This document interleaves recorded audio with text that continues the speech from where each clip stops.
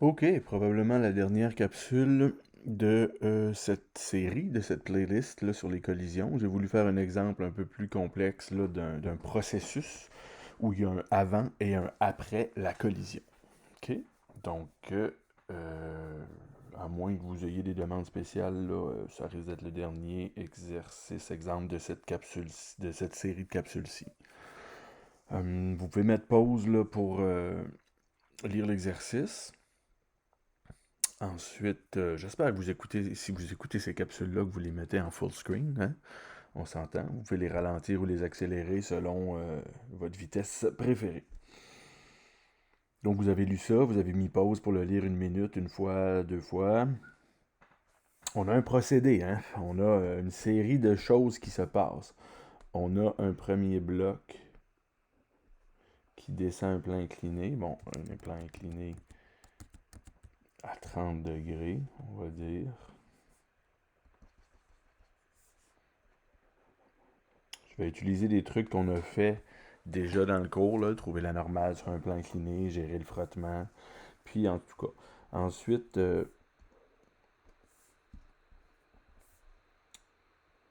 on arrive en bas d'un terrain où il n'y a pas de frottement. Ici, il y a du frottement. Là, je pourrais indiquer là, une certaine rugosité de cette façon-là. Il y a du frottement sur le plan incliné. Il n'y en a pas sur la surface horizontale. On a un deuxième bloc qui est appuyé contre un ressort. Là, on pourrait s'imaginer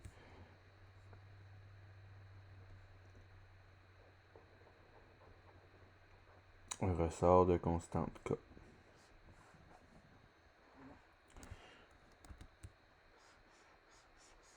sur une surface horizontale sans frottement. Donc le frottement, il va être perdu ici.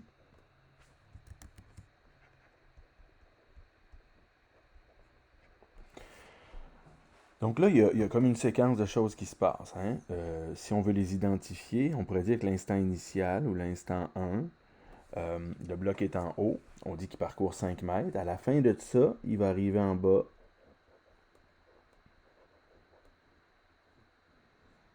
le bloc 1, à l'instant 2, juste avant la collision. L'instant 2, c'est immédiatement avant la collision. Là, immédiatement après la collision, les deux blocs vont être reliés ensemble, collés ensemble, puis ils vont partir pour comprimer le ressort. Puis à l'instant 4, j'aurais pu peut-être changer de couleur. Disons à l'instant 3, les deux blocs vont être ensemble collés. Je vais les mettre collés ensemble là, en vert. Ça, c'est les deux blocs collés ensemble immédiatement après la collision. Ça, c'est l'instant 3. C'est peut-être pas clair.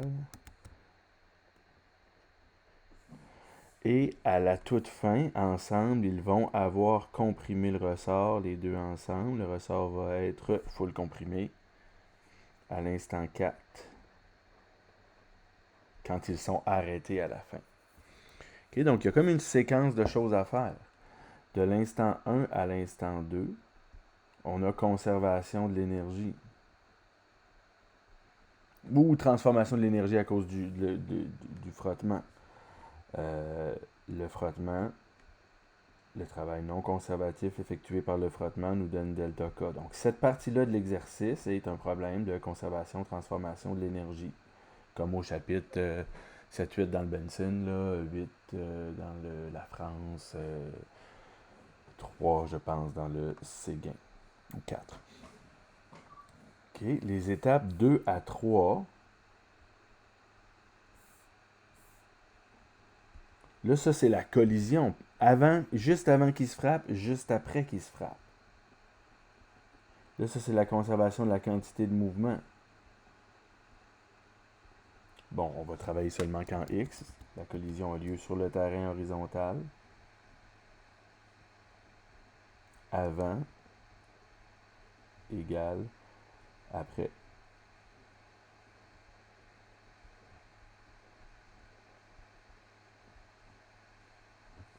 Puis ensuite, de l'instant 3 jusqu'à l'instant 4. Là, le ressort se comprime. Il n'y a pas de frottement. Donc, le travail non conservatif ici donne 0. Et il y a un ressort. Là, il n'y a aucune autre façon de le gérer.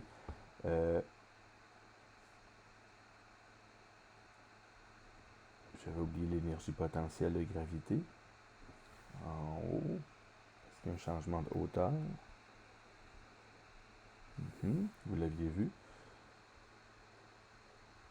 Ici, il n'y a pas de delta U de gravité de 3 à 4. Il vaut 0, le delta H vaut 0. Donc je ne l'écrirai pas. Mais il y a le ressort qui se fait comprimer. La variation d'énergie potentielle élastique. Je l'appelle U ressort. Donc, pas de travail non conservatif. Donc, c'est ces 3 étapes-là qu'il faut faire pour construire des équations qui vont relier les paramètres du problème. Ici, on connaît les données initiales. On va le faire en chronologie dans le sens chronologique normal. L'exemple précédent, si vous ne l'avez pas vu, allez le voir, là. On l'avait fait en chronologie inverse pour trouver la vitesse initiale, U, à gauche, à partir de la donnée finale qu'on mesurait la hauteur finale à droite. Donc, on l'a fait en chronologie inverse à cause qu'on avait ces données-là. Celui-ci, on va le faire en chronologie directe, dans le sens du temps. OK? Ça, c'est un mu. Donc, la première séquence. On va trouver la vitesse avec laquelle, à l'instant 2, le bloc 1 va venir frapper le bloc 2 juste avant la collision. Donc, on va faire la conservation de l'énergie.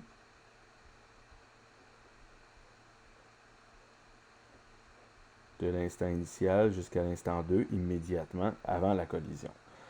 Il y a du travail fait par le frottement. Puis, la variation d'énergie. Le travail fait par le frottement. Là, on se rappelle, une force, un déplacement, le cosinus de l'angle entre les deux. On va avoir des variations d'énergie cinétique et potentielle de gravité.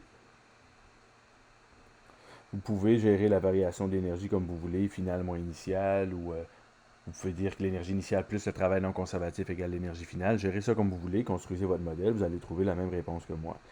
Ici, on va avoir, à l'étape suivante, moins mu n le frottement avec D. Le cos, l'angle entre le frottement et le déplacement est de 180 degrés, donc on obtient le moins. Si vous n'êtes pas à l'aise avec le travail fait par le frottement, allez revoir mes capsules du début là, de la conservation de l'énergie où je parlais du travail fait par le frottement, dans la playlist là, de conservation de l'énergie. Puis, à l'étape suivante, je reste du côté gauche. À l'étape suivante, on va chercher la normale. Là, en examen, pour trouver la normale, il faut faire la somme des forces en Y. Si vous n'êtes pas à l'aise avec ça, allez revoir mes capsules sur la dynamique, sur le plan incliné. La normale est perpendiculaire au plan incliné, la force de gravité vers le bas, le frottement. Refaire le diagramme de force, faire les équations en Y. Puis on montre que la normale n'est pas égale à mg sur le plan incliné, mais mg fois le cos de l'angle. Cet angle-ci, c'était pas le même angle. Là. Le premier cos dans l'équation du travail, c'est entre la force et le déplacement, c'est 180 degrés. Ça fait apparaître ce moins-là. Et celui-ci, c'est l'angle du plan incliné. Je vais tout de suite écrire le cos de 30, là, au fond. 37.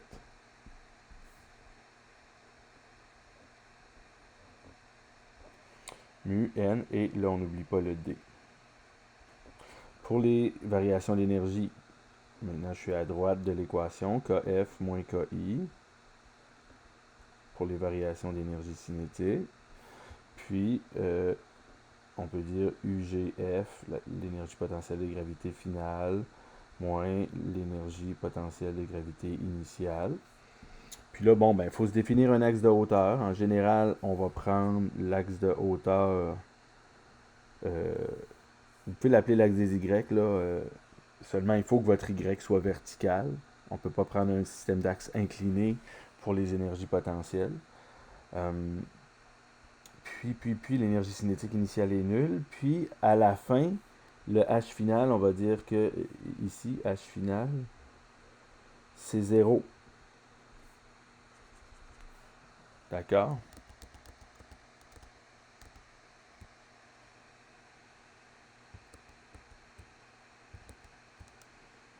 Le h final, c'est 0.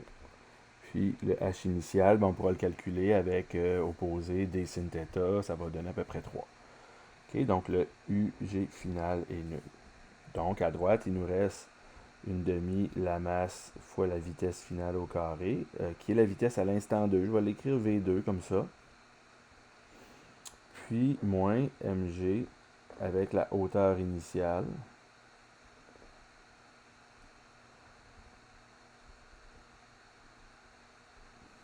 La hauteur initiale, on peut se faire un petit triangle, là. Je le fais ici en haut.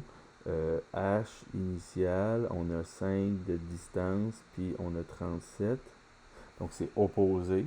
Le signe de 37 égale H sur 5, donc H égale à 5, donc D, sinus de 37.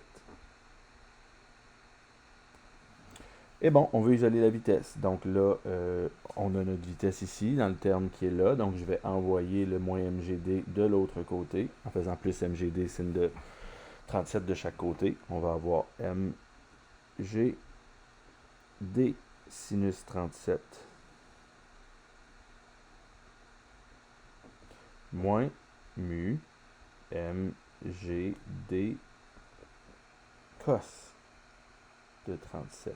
Remarquez que mon cos c'est mon sin, j'ai seulement mis un S majuscule 37, un C majuscule 37. C'est une petite notation rapide. Et là, il nous reste une demi-mv carré. Bon, on peut mettre les m en évidence et les annuler. Chacun des termes a un m, on peut les annuler. S'il y a un des termes qui n'a pas de masse, on ne peut pas les annuler. En général, ça se produit quand il y a un ressort dans la situation. À la situation là, finale, 3 à 4, instant 3 à l'instant 4, on ne pourra pas annuler les masses, vous verrez. OK. Sinon, le GD est commun, puis on isole le V. Donc, on va avoir 2. Le GD qui est commun, que je mets en évidence, il nous reste sinus 37 moins mu cos 37. On peut pitonner ça. J'ai envoyé le 2 là-bas, il faut faire maintenant la racine. Donc, on est rendu avec la vitesse finale à l'instant 2. Puis, on va pouvoir ensuite gérer la collision.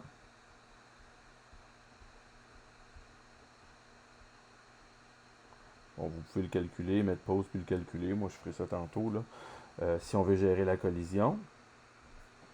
OK, donc la quantité de mouvement avant, la sommation de la quantité de mouvement avant en X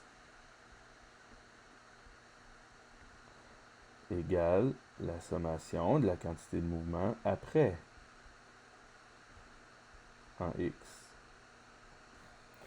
Et là, avant, ben, M1, U1, la vitesse avant la collision. Ce qu'on appelle U1 dans cette équation-ci, c'est la vitesse avant la collision. Là. Si vous n'avez pas regardé les autres capsules avant, j'utilise la notation que le Benson utilise, puis le Lafrance. Là. Les vitesses avant la collision, on les appelle U. Et après la collision, on les appelle V. Puis là, on dit que les deux objets vont rester liés.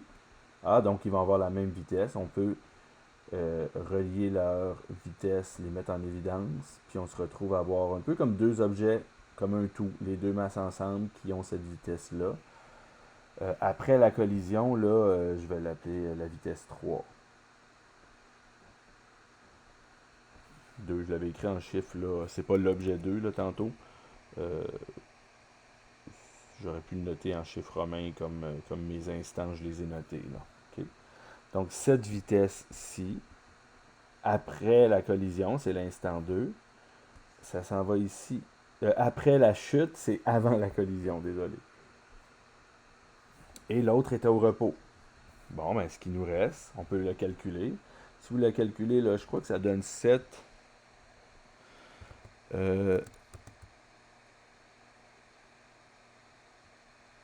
mon ordi lag. 7,16 mètres par seconde. Puis là, on avait une masse de 1 kg.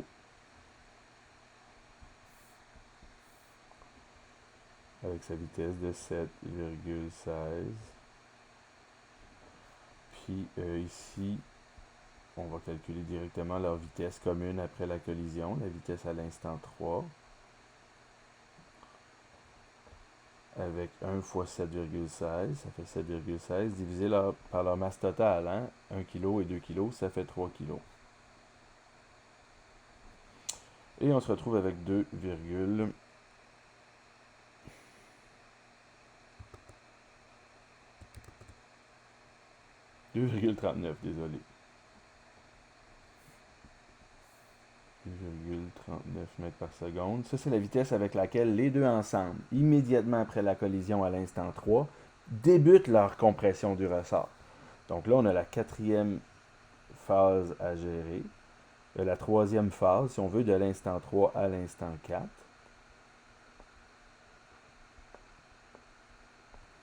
Où est-ce que là, le travail non conservatif, il est nul.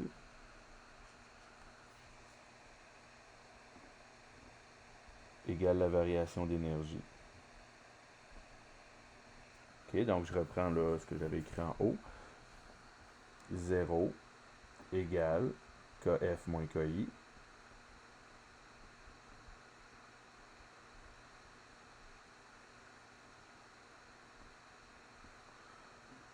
Plus l'énergie finale de ressort moins l'énergie initiale du ressort. Mais là, initialement, le ressort est ni comprimé ni étiré. Et à la fin, on veut trouver la constante pour qu'il s'arrête. Donc à la fin, ils n'auront plus d'énergie cinétique et veut qu'il s'arrête en 10 cm. Donc là, moins KI, je l'envoie de l'autre côté. KI, ça c'est le initial hein, de la troisième phase. Donc le initial, c'est à l'instant 3. C'est le final de la phase précédente. À la phase précédente, le final, c'était la vitesse 3. C'est celle-ci qui devient la initiale. Une demi avec la masse. Ah, mais c'est qui a cette vitesse-là après la collision à l'instant 3? C'est les deux ensemble. Donc les deux ensemble, une demi m v au carré. Hein, c'est 1 kg plus 2 kg. On a pris des chiffres faciles. Fois leur vitesse juste après la collision. 2,39. C'est une virgule ici, là. Une demi mv carré. Puis là, l'énergie finale de ressort. On ne parle pas de MGH. Ici, j'ai pas écrit aucun MGH parce que H initial égale H final. Donc, U final moins U initial égale 0. Okay, quand la hauteur varie pas, le terme de variation d'énergie potentielle donne 0. Puis là, on va avoir une demi kx carré. Final du ressort au carré. Le x final du ressort au carré, mais on nous dit qu'on veut arrêter en 10 cm. Donc le x final du ressort, 0,1 au carré. Les demi s'annulent. Vous pouvez simplifier ça, calculer le cas. Ça donne 1700 newtons par mètre. Le cas, on se retrouve à avoir M1 plus M2, ça fait 3. Fois 2,39 au carré. Là, ici, donc, peut-être 7 fois 3, bon, moins que 7, un peu moins que 7 fois 3, probablement 17, 0, ouais, 17. Puis on divise par 0,1 au carré, donc on fait fois 100, ça fait 1700. Là. À peu près 1700 newton par mètre.